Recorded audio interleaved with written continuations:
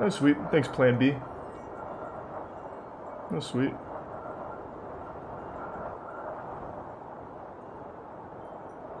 Thursday.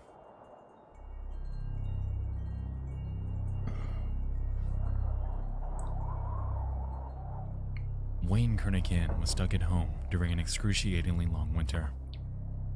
He was what his parents believed to Was be his a name problem Ween? child, experiencing nightmares, arguing with his 7 siblings, and getting in trouble at school. His parents' method of punishment wasn't the best. Having gone on record to state that his father beats him with hockey sticks, it was undeniable that their humble abode in suburban Connecticut was less of a place of refuge for him, and more of a cell of torment. Thanks, the The phone resub rings in the snake. kitchen, and his mom answers. It's from a school up north called Alon. The man on the phone says that Wayne should come right away, and that they'll have a private jet waiting for him at Danbury Airport. What a good deal. His mom tells him not to worry, and Wow. that it's more of an outdoor camp type thing that'll make him better. According to the flyer she read, it was proven with a 95% success rate, and their alumni were all leaving as better people than when they first arrived there. Counselors, psychiatrists, activities, friends. Alon had it all, he was told. And so Wayne packed up his stuff that night. Eager, sure. Nervous, yes. But absolutely awaiting the things to come.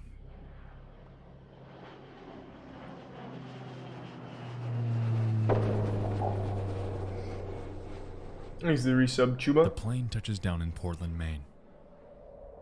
2 men greet him. After embarking for the school 30 minutes north in Poland, his escorts inquire on why he was sent there. Who made this vid? It's Nexpo. Drugs? Nope, Court order? no, So why the hell are you going? they joke. And then things get quiet. I It keep was seeing at this one's moment fucked up. When Wayne began to question whether he Why? was going to the place he thought he was. Cults are known to be pretty Something cool. didn't seem right, but he was willing to give it the benefit of the doubt. Thanks, the Prime Soap. And the resub The two Crunky. pull off a back, wooded road into a clearing. Looks like a camp, he thinks. However, when he exits the vehicle, he isn't greeted with the silent serenity of nature, but instead, the screaming. Yeah, but that could mean anything. I scream when I'm having a lot of fun. Like, yeehaw, we're having fun.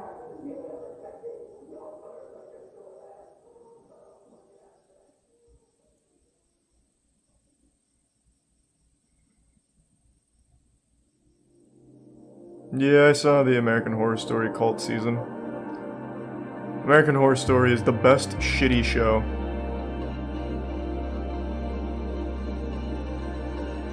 The 1970s were an interesting time. Across the United States, a rise in for-profit behavior modification facilities were in action. Now called the troubled teen or tough love industry, it seemed to be a money machine aimed at altering and stifling troublesome behavior in adolescents.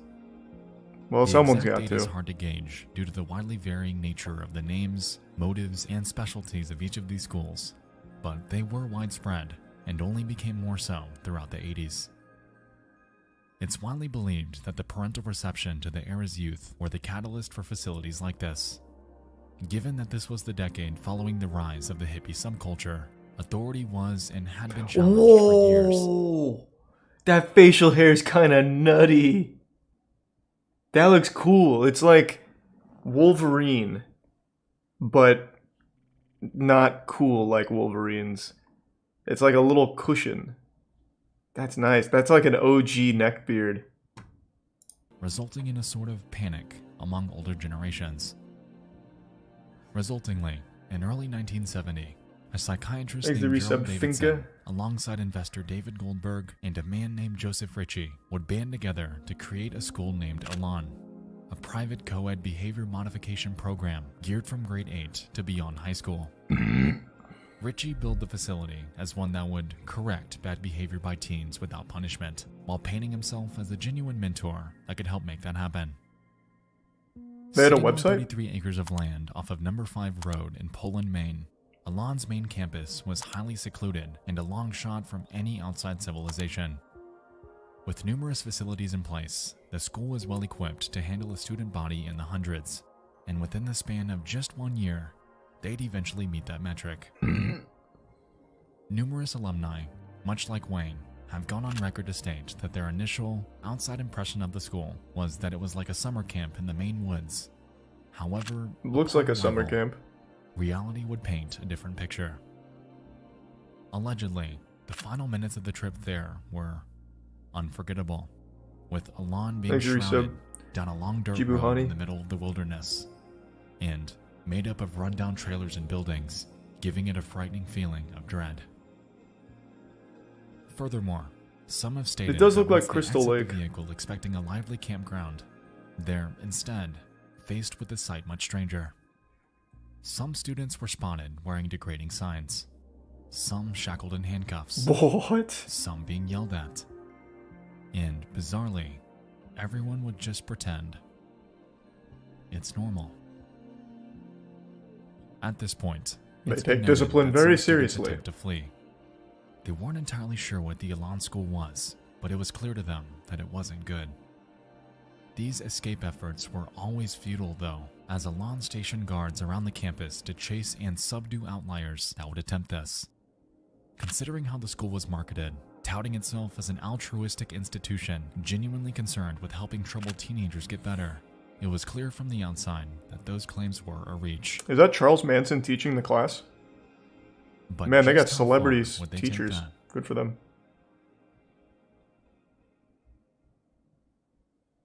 What most students were unaware of was that behind their back, a deal was made on their behalf.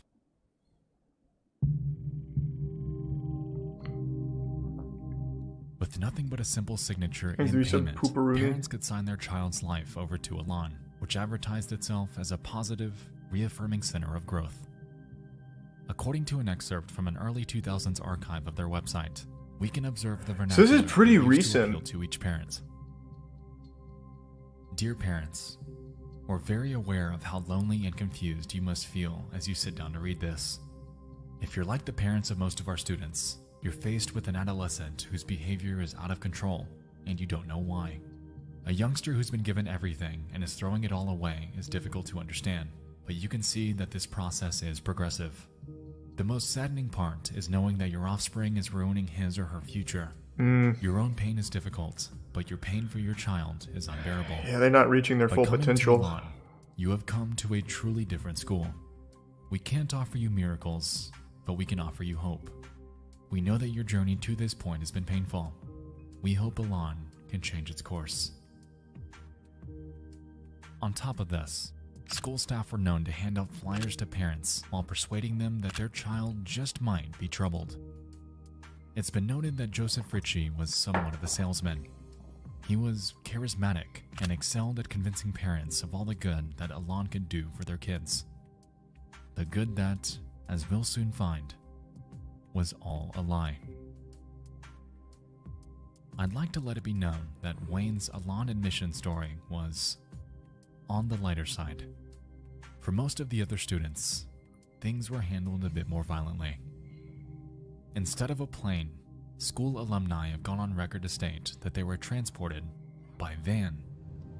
Reportedly, once your parents agreed to send you off to Alon and pay the $50,000 tuition fee, they designated time and date with Alon's so-called teen escort service. They Wow. won't pick you up during the day, though. Instead, in the middle of the night when you're Why, fast though? asleep, they would bust through your door and kidnap you. Why? In years past, Alon's staff have stated that since the child has no say in attending, their capture hinges on the element of surprise. Okay. According to a blog named Suzuki's Thoughts, the abduction process involves two So are men these breaking just into the teen's stories bedroom, what? physically subduing them. Are these just stories this guy makes up? What? No, what? Is all you read creepypastas? Why would he make up a 52-minute story and make websites to corroborate it and evidence and stuff? It's just like a history lesson that's well presented. Tying them up with plastic handcuffs, throwing them into a van, and then driving them to Poland, Maine, where they'd be handed over to the Elan school. Such experiences often traumatized the teens who were abducted. For all they knew at first, they were being taken by criminals to be held ransom, tortured, or worse, killed. For the girls, it was even more terrifying. Some girls later recalled that they believed that they were going to be Raped, sexually assaulted. and murdered by their Tier abductors. 1 kindy. One certainly can't blame the kids for thinking this way. Such practices had all the hallmarks of a violent kidnapping. This practice became notorious around the United States, eventually earning its nickname, the Elan Snatch.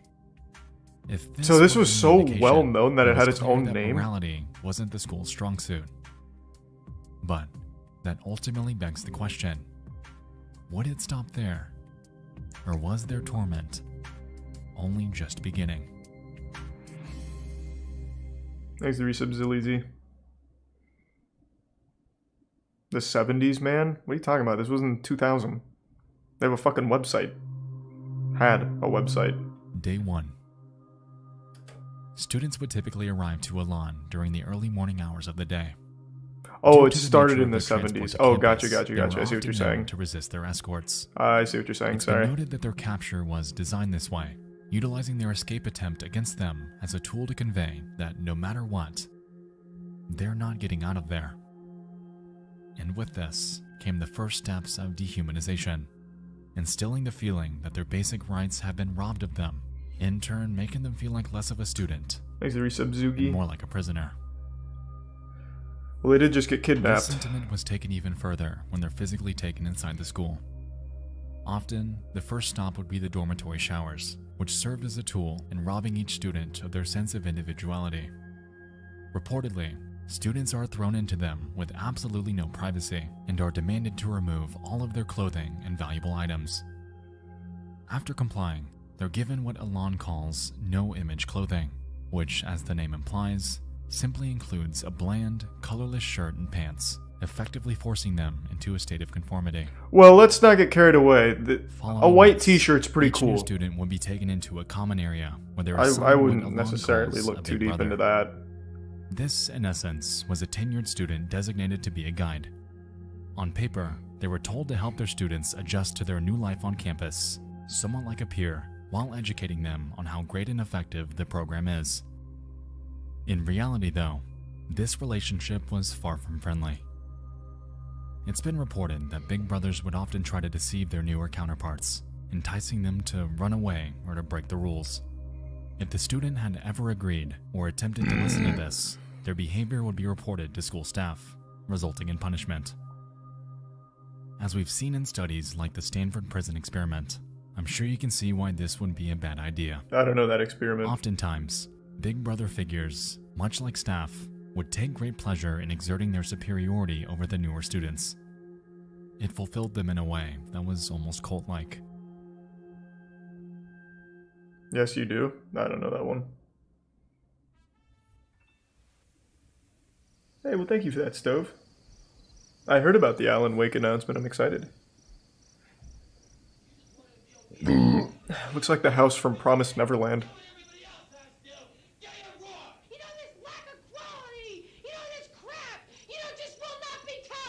Nobody else think about getting a grip on it, man. Nobody use responsibility. Never clean the bathroom this morning, man. Yeah, you should remember next time. Cause it's off the wall. I guess you clean out the showers too. Every one of them uses the showers. Just being irresponsible. If you want to act like a baby, you get screamed at. If you want to act as more like a mature adolescent, you get talked to. Oh, so I was like, wait, what? Speaking of cults, Was that footage from Elon University?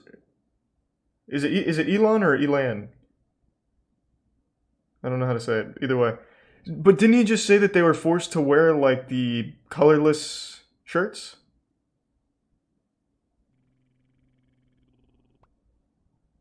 Thanks to the resub, Jeski, Coral, Pablo, and Prime Bus. Because that guy, like, that second guy, he's kind of dripped out. He's got a chain on. He's got a red button up. Oh, that was staff. Gotcha. The social hierarchy at Elan is structured in a way that heavily resembles one. At the school, students are Professor immediately Snape. placed into two categories. Strengths, which were tenured, obedient students that were a few steps up the totem pole, and non-strengths, the newer ones who typically resisted treatment. Strengths were allowed to talk to fellow strengths and non-strengths. Non-strengths, on the other hand, were only permitted to communicate with strengths. If a non-strength were caught communicating with a non-strength, harsh punishment would soon greet them. Thanks to resub mob. And the 2K bit Sam, I appreciate that. The Elan School, as we've established, thrives on that. the feeling of hopelessness. Throughout students' tenures there, they were forbidden to contact anyone from the outside world unless they've earned the privilege through good behavior and compliance. Every single phone line from campus would run through a single switchboard located in this small trailer, and it was heavily guarded because of that. If a student were to gain the privilege of contacting their family, it's been reported that they're heavily monitored, only permitted to praise the school for all the good it's done to help them during their time there. If they ever were to be caught telling the truth or revealing the atrocities that occur behind the scenes, they were quickly disconnected, reprimanded, and robbed of any future potential. So if this is to use supposed the to be a phone lines scam, ever again. I feel like this is a lot more effort than just On top not of the phone manipulation, doing this. every Elan resident was It required seems like to so write much what more the school work to calls abuse the a guilt kids. letter, which, as you might expect, is an explanation of how great the Elan School is for them, all the great activities they do there, and how well they're progressing through the program. These letters would be heavily scrutinized before being mailed out to their parents.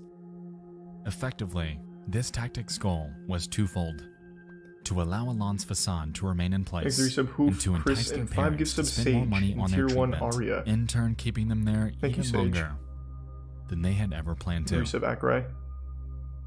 In reality, students were helpless, being abused, and in most Yeah, I get that it's a cases, cult, verbally but usually tortured cults have with a the pleasure purpose. of the Elan School staff. It was clear to students that they weren't getting away from this anytime soon, and after realizing this, their minds would often pivot away from rebellion and towards compliance in hopes of power. Yeah, through the money. program. That's why I would think This they'd want to still run a was to them to scam as become opposed to a somewhat cult, and it'd be so much brainwashed, easier to ultimately stuck not in a abuse the system that will kids. do Takes a lot everything more it work to possibly do that, I can imagine. to make their escape impossible.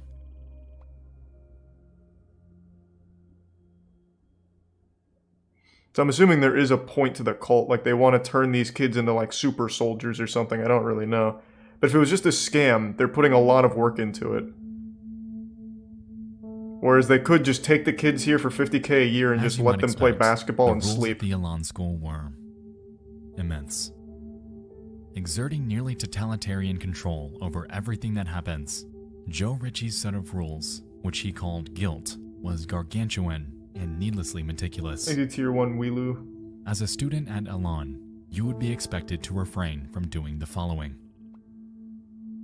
having any image, reading as a non-strength, not completing learning experiences, writing without permission, being sideways, Don't know what looking that at means. security zones, non-strength interacting, talking too loudly, talking too softly, looking at the opposite gender, Whoa. being attracted to someone, Whoa. any physical contact, looking out windows, What? unauthorized drawing, not listening to higher Holy ranks, shit. pretending to sleep at night, thinking of running away, being in the bathroom for too long, wearing dark clothing, being manipulative, being lazy while working, listening to music, talking too much, showering for All more in than all, they're 10 pretty minutes, lenient. not talking enough, making facial reactions to orders, negative body language, pretending not to have guilt, oversleeping, undersleeping, smiling, and the list goes on and on. That's not bad. Clearly, these rules were not designed to be followed. Basically a lawless causing place harsh over there. penalizations to become commonplace. To help enforce Thanks these, to Resub individuals Integra known and as Razzle Dazzle. expediters were designated by the school to stand on watch with clipboards. Primarily, they were known to catch those that broke 3 rules: being attracted to members Thanks of to the Gift Sub opposite gender, Uzi. looking at the opposite gender, and making prolonged eye contact with anyone else. Since Expeditors too were required to fill their clipboards with names and infractions at the risk of their own punishment, They frequently and unapologetically made assumptions and accusations that were a lie. There's a do give subs arc. As you'd expect, punishment varied pretty heavily at Elan, and not in a good way. One example involved requiring a group of students to live in a dumpster for over 2 weeks. Whoa. The expediter watching them was tasked with ensuring compliance and preventing any attempt to escape. If their subordinates acted out, however, the expediter on duty would be forced to live in the dumpster with them while being monitored by yet another who was up to the task. Another Wow. major tactic at Elan was humiliation. They figured that by breaking down their social barrier, forcing students into extreme embarrassment, they could drive them to a point of total compliance. Those who tried to escape were often labeled as a split risk, and their punishment for doing so was confiscation of their shoelaces and the requirement to wear a bright yellow t-shirt and short pink shorts. The school figured that without laces, their shoes were effectively useless, What? in turn preventing any ability to move any faster than a walk. What is it, A like more barbed extreme wire on the example ground of or split something? risk punishment Just go barefoot. is shown with this student. Instead of a t-shirt and shorts though, he was forced to wear a bright pink rabbit suit with cuffs around his legs. It's unclear if this is a repeat offender, but it raises the question as to how far Elan would actually go with this tactic. Thanks to Resub Hunter. Students that smiled at a place were punished by wearing dunce caps and reduced to work that the school calls shot down. These involved repetitious, dull tasks like mopping floors, scrubbing the insides of trash cans, and even cleaning toilets with just a single toothbrush. For Man, if hours I and went to hours one of on these end. fucking schools, if my parents If sent you me had to here, use the I would never bathroom during forgive them. shutdown, it's been noted that approval by sometimes 6 or more superiors was required before you were able. And even then, an escort had to watch you while you were in there. This, on top of a myriad of other degrading punishments, Thanks for some like retribution. humiliating sign and diaper wearing, it's clear that Elan kept an iron grip on their daily operations. Their daily operations that took up most of the daily schedule, and those that were deceptively named by the Elan school themselves as their treatment. Makes it a bit savage. Give sub Ethan. But I will say, all of these punishments are relatively tame compared to what we're about to talk about. Let's just say, if you pissed off a staff member, they could start something called a general meeting on you. And trust me, you wouldn't want one. That doesn't sound so intense. Well, we're just gonna debate, huh? There seemed to be no standard for them. They would just happen at random, multiple times each day. If staff were There's a tier 1 annoyed or Joseph felt and like resub targeting a move. specific student for some reason, they could call a general meeting at any time. Once these words were uttered, everyone in the building would be required to gather in front of the student give some in whichever kiki. room they were in. "Get your feelings off," the administrator screams. And following this, each student in the room would begin screaming at and berating the student, firing off slurs and obscenities. For Oh, no so it's reason like at all. Twitter. No matter how much Pretty the student innovative. pled for everyone to stop, no matter how much they broke down, no matter how much they cried, general meetings would not end until the admin said so. And when it finally did, the victim would lie there, often crying and exhausted at the relentless abuse that they'd just endured. It's clear that general meetings aren't designed to reprimand. They're designed to completely break each and every student that's the subject of one. And with this, we can effectively put the points together that Elan was doing nothing more than running an operation that commanded total compliance. Any Exhibits self-thought Ramon and or Teddy. sliver of independence that students thought they had True, was Teddy. gone. They were merely reduced to weapons. Weapons that, at a moment's notice, could just as easily be used against them.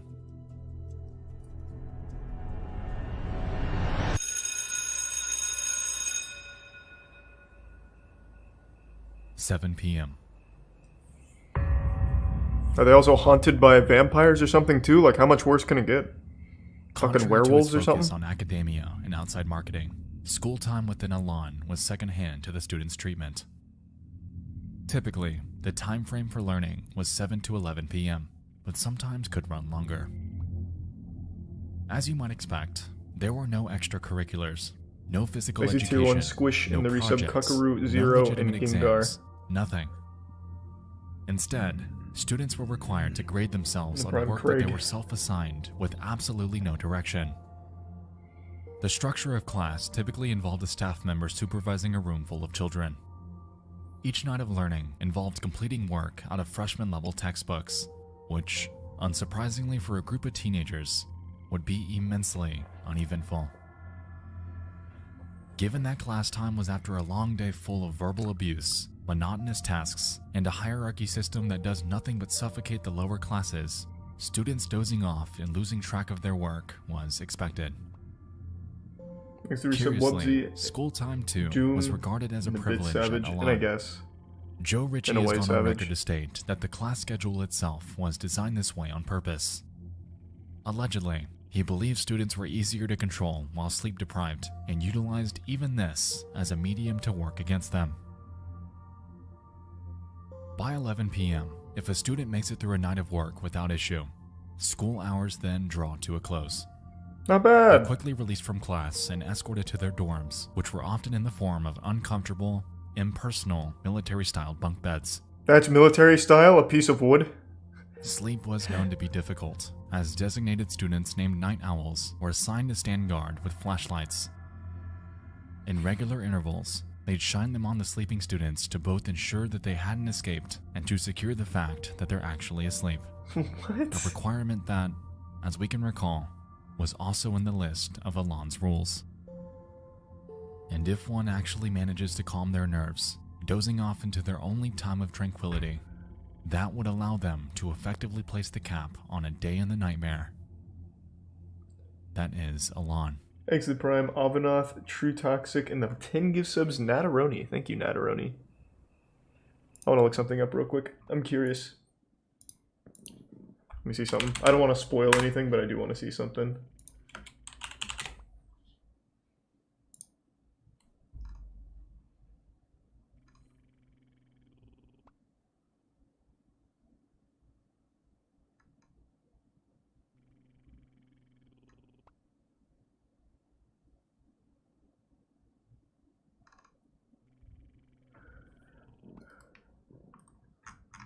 I just want to see if, like, the main guy behind it's still alive, but I don't want it to be a spoiler either. His name was, like, Joe something, and I forgot, so I'm trying to find it. It says, I don't think it's Joe Rogan, but it keeps wanting me to type in Joe Rogan. It was like Joe something. Richie, that's what it was. Thank you.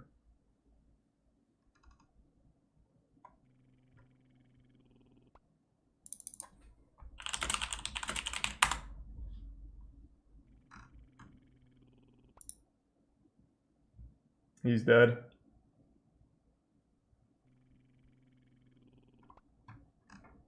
Damn.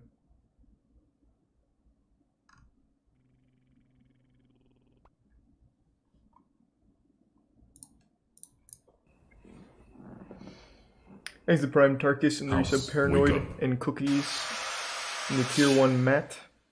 And then you get to do it all over again.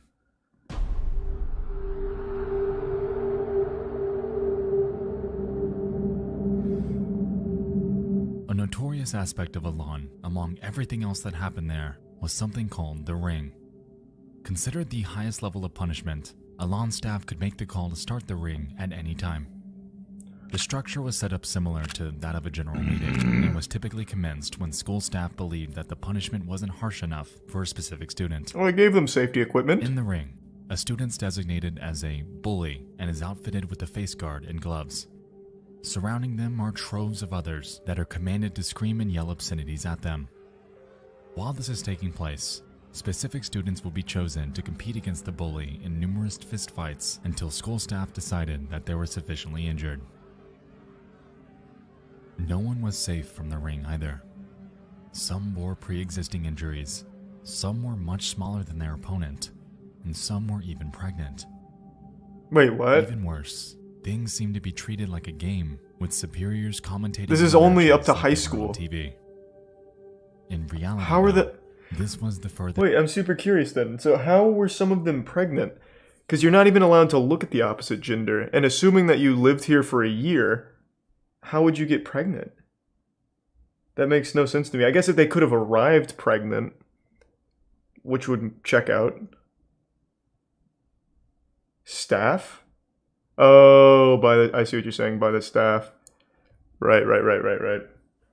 Exit prime material. I keep forgetting that there's actual adults behind this, because it looks like, it sounds like they literally only appoint the students to do everything here. It's like Lord of the Flies. This thing from TV. This was handcrafted abuse.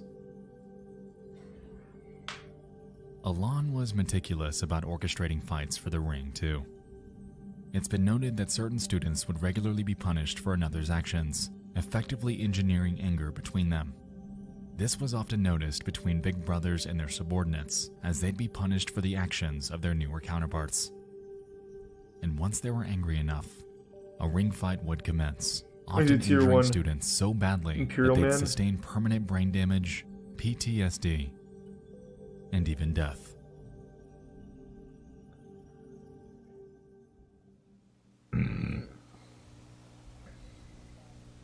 It costs $17,400 to send the average youngster to Elan for 1 year.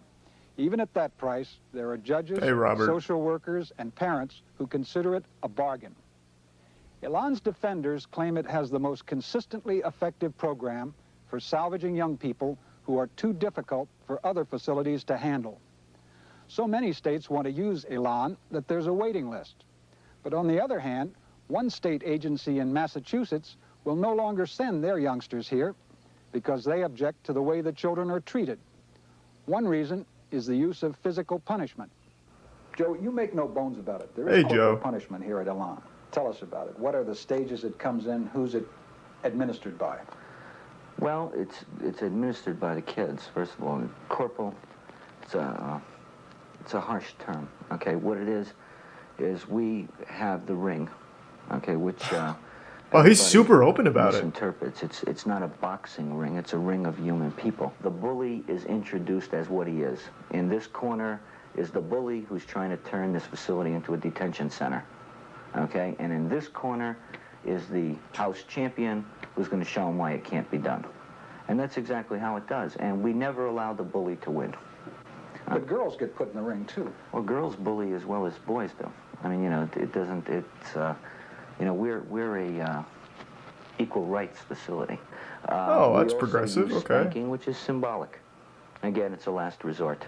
Okay, wow. and it's one resident spanking another resident, and it's done with a ping pong paddle. Okay, and usually a person won't get spanked more than once or twice. But it's a symbolic thing, which is if you're going to act like a baby, you should be treated like a baby. On December so he is just super open about it. A 15-year-old Elan student named Philip Williams was placed into the ring. He wasn't the largest kid there, but he was known to do what he could to put up a fight. He had grown up in a family of division, regularly witnessing his father physically abuse his mother. With this, there was an anger within him, a sadness that Elan noticed and wanted to exploit. And so, that evening, a ring session commenced with Phil as the bully. There was fight after fight after fight. In the end, it's been reported that he was beaten up so badly that he fell flat on the floor, and it took an entire 20 minutes before an ambulance was called to help him. 20 minutes or so they called the ambulance. They took Phil and they never saw him again. His sister claims, "I thought it was a wonderful place. I thought they were helping my brother. I thought he was coming home." How can you think that when they actually kidnapped him? In a box. I don't get that delusion. Elan's Their technique was to kidnap them. That he had regularly faked headaches. The cause of death? A brain aneurysm. And no charges were ever filed against them. It's been clear to us from the beginning that Elan is not a place of good. From humiliation to beratement to physical abuse, Elan's tactics were archaic and Tier 1 inhumane. Ryan and the resub Connor. For a school that markets itself on academia, on helping students get their lives back on track, it's crystal clear that this has never been the motive. What I find interesting, though, is that Elan wasn't even the first to utilize this type of therapy, this attack therapy. In fact, it has its roots in a cult that found its footing all the way back in the mid-1950s. Thanks to Tier 1 Awesome Pie Man. That cult is one by the name of Synanon. Never heard of it, and I know a lot of cults. County with a warrant to investigate reports of child abuse. In recent years, Synanon began calling itself a religion. He's 52 years old. He's deaf in one ear. He's an egomaniac. But one of the wisest persons that I've ever met in my life. He knows how to get people moving. He creates turbulence. Gentlemen, Thanks until to Prime further Bone notice, Scope. no member of the California Department of Corrections is permitted on Synanon property unless he has the express permission of Charles D. Very cool Chairman, spectacles. Synanon. What is he, a fighter pilot? In early 1958, a man by the name of Charles Dedrick Sr. would found the group in Santa Monica, California. It was intended to be a drug rehabilitation program aimed at delinquents. However, in the years that followed, it appeared to stray from that mission entirely. The distinguishing form of therapy employed by Synanon was something called the game, which, in today's terms, is more commonly known as attack therapy. The focus of the game was It's a to really break down weird the social title for it. construct of an individual's mind by first Attack allowing them therapy? to open up about themselves before commencing an aggressive beratement session, much like we discussed earlier with general meetings. The primary goal was to recreate someone's personality and sense of self by completely demolishing Thanks for everything gifts up they know again, about Remy. themselves The resub before mango. rebuilding them as a newer, subjectively better person. It hinged on the brink of legality while being entirely immoral. And, unsurprisingly, by 1991, the cult would disband due to criminal convictions that caught up to many of their members. The founder also died just 6 years later, leaving behind a dark legacy that, to this day, is known as one of the most dangerous and violent cults that America has ever seen. That's weird. I've never heard of him. This is, of course, the abridged history. To be honest with you, I could make an entire hour-long video on the operations and practices of Synanon. Oh, they look like they're having That's a story for fun. another day. If there's one takeaway tonight, though, it's that it Fucking unknowingly served as groovin'. an inspiration and blueprint for other institutions to follow. One of those being Elan, and by utilizing similar practices, they appeared to carry the torch that Synanon was forced to abandon. They knew they had to keep up appearances too, thriving off an immaculate public Like the image, Brian spearheaded Vihu. by the charisma of Joe Ritchie. Joe. Before the age of the internet, admittedly this Man's was built easier like to your do. grandmother. Television documentaries like NBC's For the Child's Own Good were seemingly the only inside look that the public was allowed to gain. However, even they failed to convey the true extent of what happened there. The hush-hush foundation that Elan was built upon initially seemed to be unbreakable. However, due to a rise in public attention that would soon find its way there, it was becoming increasingly apparent that the cracks beneath that very foundation were merely beginning to form.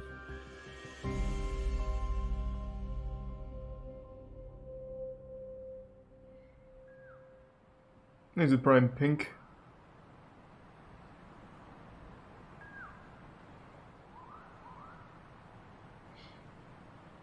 Why didn't they fight back? Brother kids.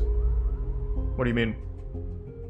Through the late 70s and into the early 80s, reports of the true nature of Elan began to spread by word of mouth from former students. Authorities in Maine reportedly visited the school upwards of 12 times to investigate, however returned with absolutely nothing to show for it. Frustratingly, the operation that Joe Ritchie was running was completely and entirely legal. There were no laws in place for facilities like this, so it was allowed to remain in operation without issue. As we touched on, the media was the primary in for outsiders Prime at Elan. Squub However, and even they failed to Choco. communicate the extent of their operations. While they showed select parts of it, unfortunately Joe Ritchie was given enough airtime to convince the public and the news crew that it was nothing more than their treatment taking place. By dehumanizing the students, emphasizing their delinquencies on national television, he was able to use this notoriety to his advantage, ultimately swaying the public opinion into believing that what he was doing was entirely good. On top of the growing number of alumni, though, came an increase in escapees, which only furthered Elan's unwanted infamy. Over the years, 3 students, a 16-year-old unidentified individual, nice. a 15-year-old Brad Glickman, good work, and a 17-year-old Don Birnbaum would all escape successfully, however would meet wildly differing fates. Oh. For the 16-year-old, it's been reported that he ran over 15 miles through the wilderness in the middle of the night. He was eventually caught by an officer, Max Ashburn, and after hearing the boy's story and observing his physical condition, he helped him return home. What a good guy! For Brad Glickman, he was shot. Oh. In 1990, after escaping Elan's search parties, he made his way to a house in a small town. Authorities believed that he had a connection to the girl that lived there. However, the homeowner opened fire, ultimately killing him. What? What? That's like the most American shit I've ever heard in my life. This guy must know my daughter. Like, what? Jesus Christ. Actually, 2 gift subs Kill Command and the resub Terra in Tier 1 Summer. And for Don Birnbaum, how unlucky, too had escaped the clutches of Elan, eventually finding a trucker named James Cruz who was willing to take her home. A few hours down the road, though, Birnbaum would find that Cruz's true intentions weren't quite so virtuous. Oh, Jesus. As it turned out, he sexually assaulted her on the side of the highway before strangling and abandoning her body between routes 26 and 550 in Pennsylvania. She was discovered by another motorist with a yellow rope tied around her neck and without clothes from the waist down. And from her corpse were tire tracks resembling that of a semi-trailer. Since Birnbaum had crossed state lines, an FBI investigation was commenced for her, and after cross-checking with numerous similar cases that have happened in the area, the truck belonging to James Cruz was deemed as the culprit. Upon catching up to him and searching his vehicle, authorities were able to find but a single blonde hair that belonged to Birnbaum, effectively leading to his arrest. That's incredible detective work. Like, just think about that for a second. This is in the middle of fucking nowhere. Random trucker picks up a random student, well, student's the wrong word, random person from a cult, and they somehow tracked it down to the right guy who did it. That is incredible. What's incredible? Just the detective work here. There's a tier 1 pack. And the resub Juke and the Prime Scary Man, and the resub Genius and Virgin Shadow. What? A cult in a boarding school? Yeah. Oh, that's interesting. Yeah, it is pretty wild. What are you doing? What do you think I'm doing? Just watching One Piece. Okay, well, have fun. I'm not even playing any games right now. Well, that's fine. Yeah, you're in a good arc. You're having fun. It's a really good arc. It really is. Thanks to resub Side Jellyfish. Hi, chat. I'm seeing all the hellos, but I can't read too much past that because my glasses are not on. Anyways, I'm gonna go back to that. Okay, well, have fun. Much to the school's displeasure, these cases successfully gained ample attention. Joe Ritchie resultingly paid off numerous judges and journalists in hopes of drowning out the negative press. Thanks to Prime Proximity. However, outsiders were beginning to catch on that these students were running for a reason. Quick text message. But why? There we go.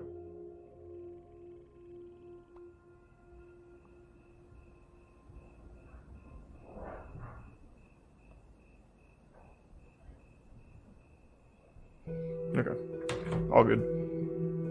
Thanks to the resub Adventure Creature Mumbling Plot in the Prime 30th, Eco. 1975, a 15-year-old girl named Martha Moxley was out with her friends participating in what they call Mischief Night. This typically involved TPing houses, ding-dong ditching, typical teenager antics. Later that night, Moxley found a liking to a Thomas Skakel, eventually kissing him before the pair decided to venture off. To the other friends in their group, seeing Moxley fall over the Skakel's backyard fence with Thomas was the very last time that they would ever see her alive. The next morning, the Moxley family awakens as usual. They go about their morning routine, however notice that Martha is missing. Upon searching the house for her, they notice a body lying by the tree out in the backyard. And They don't really approach have it one stoner boner. and discover a grim scene. Martha is lying, lifeless with her pants down. Her body appears to have been visibly beaten, and a few feet away from the body, broken remnants of a 6-iron golf club. Holy This shit. club was eventually traced back to the Skakel family. Autopsy reports claimed that she was bludgeoned and stabbed to death, all by that 6-iron. And since Thomas Skakel was the last person she was spotted with that night, he was the prime suspect in her murder. Due to a lack of sufficient evidence, however, he, among the other suspects, were eventually absolved. What? And as a result, the Moxley case, frustratingly, went cold. Thanks to Tier 1 Rowie and the Risa Brian.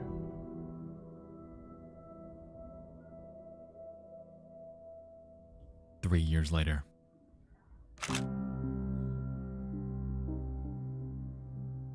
Thomas's 18-year-old brother named Michael Skakel is arrested for drunk driving. What a great His family, punishment? all around. Admission to Elan. While there, Skakel was known to be problematic and outspoken. According to Elan students at the time, he would regularly boast about a girl named Martha and how he sexually assaulted and killed her. One student named Gregory Coleman, What a weird thing to recalls this brag about. vividly, recounting how Michael had gone on record to state that, "I'm going to get away with murder. I'm a Kennedy." The Kennedy reference was alluding to his relation to Robert F. Kennedy, What? something that would prove pivotal in What? launching his eventual trial to the national spotlight. At the time of his confession, though, nobody could do anything about it. Given the overbearing nature of the rules set at school, any student that tried to tell someone about this was quickly reprimanded. It would take an entire 22 years before Skakel's actions would reach the public eye. In January of 2000, he was arrested and charged with the murder of Martha Moxley, and due to his relation to the Kennedys, it was a case that commanded the airwaves. Since Skakel's primary vehicle of bragging about his crimes was Elan, this, by proxy, had also thrust the school into the national spotlight. Thanks to resub Dozens of Virtue. students took the stand, exposing the callousness that occurred there. The humiliation, the general meetings, the beatings, the ring, the deaths, all of it was brought into the public eye. Realizing this, Joe Ritchie did everything he possibly could to keep discussion about his operation to a minimum. He looks like Neil He Breen. eventually took the stand, downplaying any mention of Elan, touting its high success rate, and doing Thanks for everything he doink. possibly could to divert the attention back to Skakel And hope you like God and Slap Creamy. Skakel only. But this was only marginally effective, as this was in the 2000s. An interconnected era of information catalyzed by a little something called the internet. That piece of shit, huh? Michael Skakel was eventually found guilty of the murder and was sentenced to 20 years to life in prison. After serving just 11 years behind bars, he was granted a new trial in 2013, in which he was let go after posting a $1.2 million bond. Oh, Jesus. Today, he walks a free man. But Thank you, back Tier then, 1 the Sarcastic. cat And was the out of the resub bag. Phil Swift and The Stick. inhumanities committed at the Elan School were documented in one of the most high-profile cases in decades. And because of this, people began talking, theorizing, and investigating, effectively marking the beginning of the end of Joe Ritchie's iron grip on the hundreds of students that were helpless beneath him. Thanks to the resub Nathan and the Prime Green Gorilla and Tuga sub Sarcastic. But with his weakening grasp on the media surrounding his operation came a different hurdle that Joe Ritchie would soon have to overcome. In June of 2000, he was diagnosed with lung cancer caused by his well-known addiction to cigarettes. And just 6 months later, on the 29th of January 2001, Joe Ritchie would pass away in Portland, Maine at 54 years old. As a result, his second wife, Sharon Terry, would take over operations at Elan. It was clear, though, that due to the increased publicity among the rising alumni testimonies, the idea of Terry having a lot of PR work on her plate was putting it lightly. Throughout the years, numerous changes would be put in place in response to Hold on, someone just said something. Skakel is in jail, by the way. His conviction got reinstated in 2016. Thanks to some Monty, geo expert in chasing bubbles. Well, this video is brand new, and he said that he's a free man. Let me see. Let's take a peek.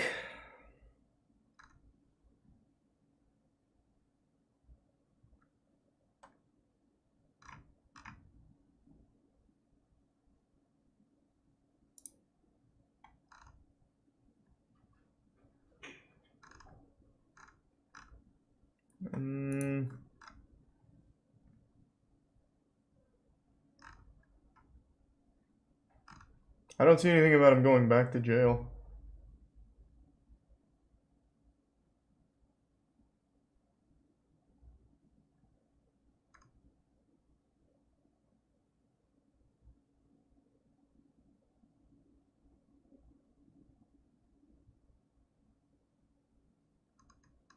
Yeah, there's nothing about him going back to jail. Literally nothing.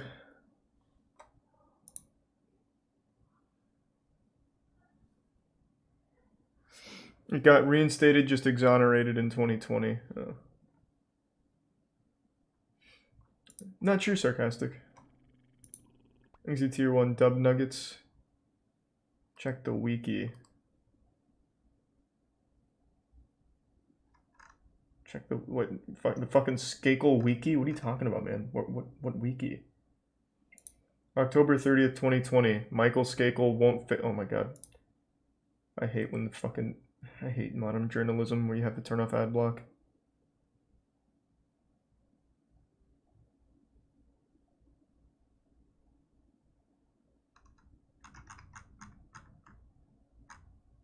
Yeah, I don't see anything about him going back to jail.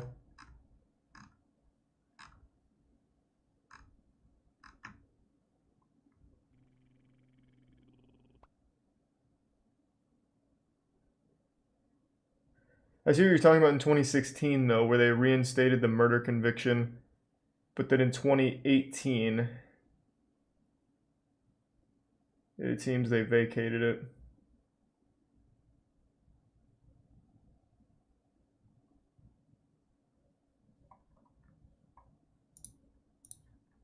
Outside criticism of the Elan school. And Granny. For instance, the ring was eventually forbidden from being used as punishment. And while this was substantially a good thing, the other cruelties would remain. What Sharon Terry was unaware of, though, was that due to the rapid rise in technology, namely the internet, even her reign over Elan would soon meet its demise. When the water settled following the Skakel case, mentions of Elan were made on various forums throughout the next few years. They would get people talking. However, it wasn't quite enough for definite action. By 2010, though, something would change.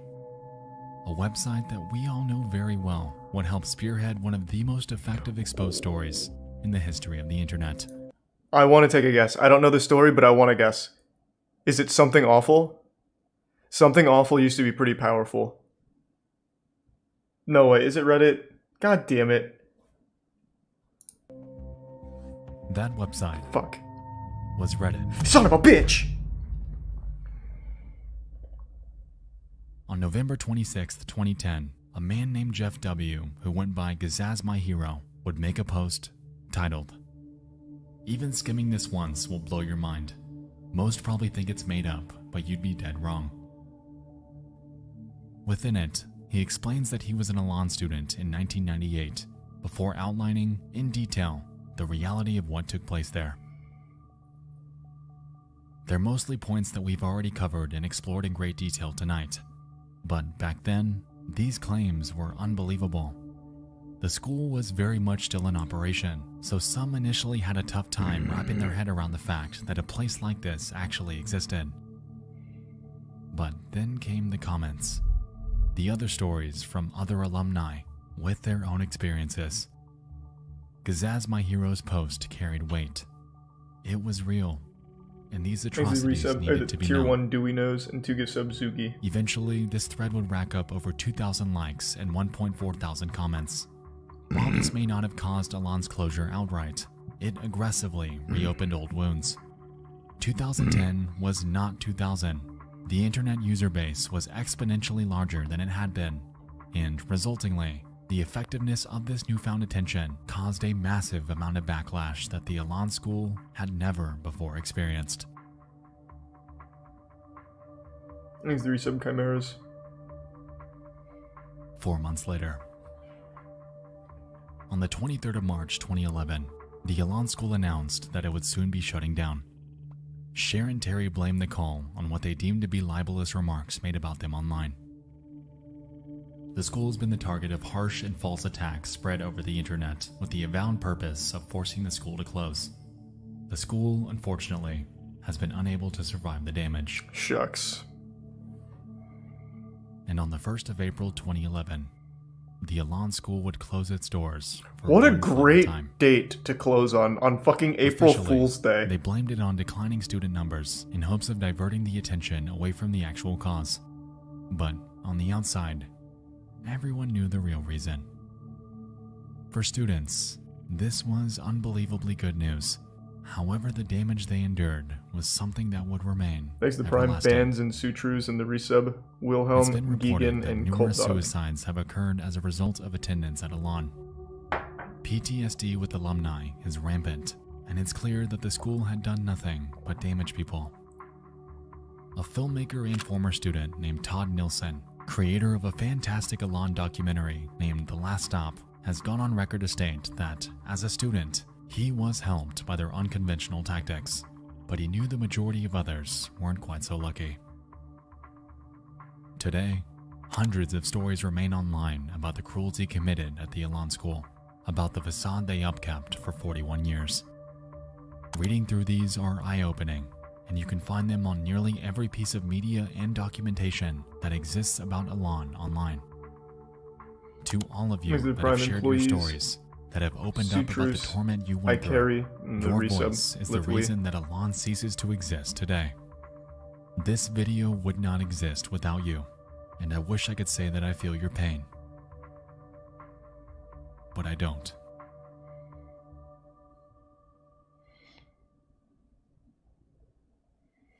What's Sharon Terry up to? Let me take a peek. Sharon Terry, what's going on?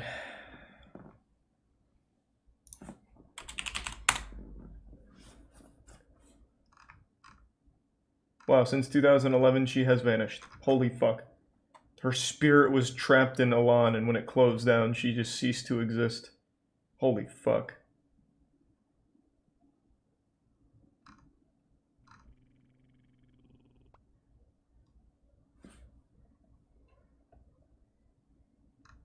Yeah, I cannot find anything of Sharon Terry after 2011, my god. Well, thanks to the resub. Physics.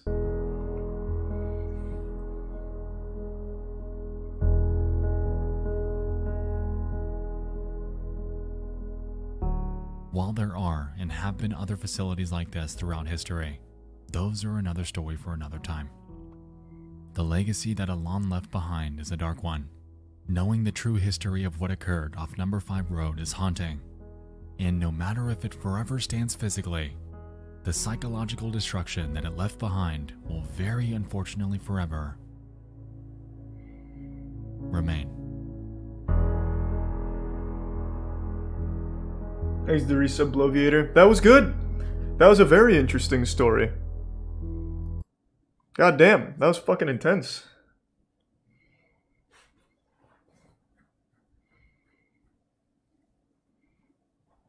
So I imagine over the course of 41 years, they must have had a lot of students graduate.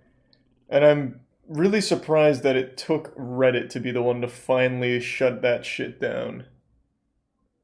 From one post. Thanks to the resub Wingman and eat on him.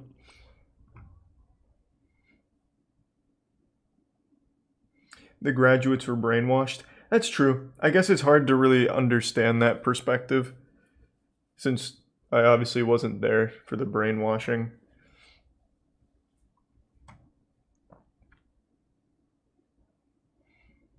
That was really good though.